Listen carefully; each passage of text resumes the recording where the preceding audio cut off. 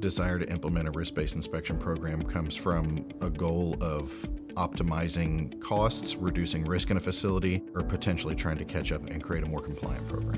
When I say managing risk, it's any number of things, but could be safety risks associated with equipment failures, asset failures, the unplanned downtime that results from those failures. Although most people think they know where the risk lies in their facility, without putting a program in place and without being code compliant, and it's difficult to focus on that risk, and certainly difficult to prove that you're focusing in the right places. PinnacleART does RBI a bit differently than a lot of other companies do. We aren't just implementing software. Pinnacle takes a programmatic view at things. So we'll go back to your source data, make sure we're getting the right data from the right places. We're going to put other tools in place for your program, whether it be circuitized P&IDs, whether it be corrosion modeling diagrams. We're going to touch all the different components of a program that are ultimately going to roll into having an effective mechanical integrity program that uses risk-based inspections. We do training on software, we do training on how to run the program.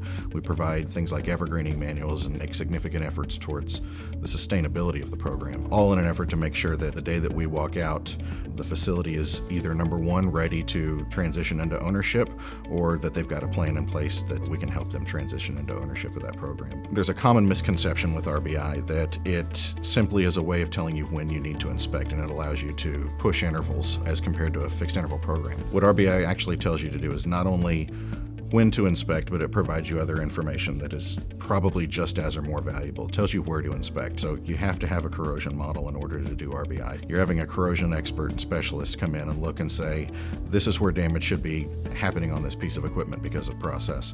This is where you should be looking. That allows you to be going to specific areas and looking for an expected damage. And what you're really doing is validating whether or not the information you received was correct. Ultimately, all of this is culminating in letting you know how all that inspection is affecting your risk and whether that damage is something that you need to be concerned about or if it's progressing according to plan.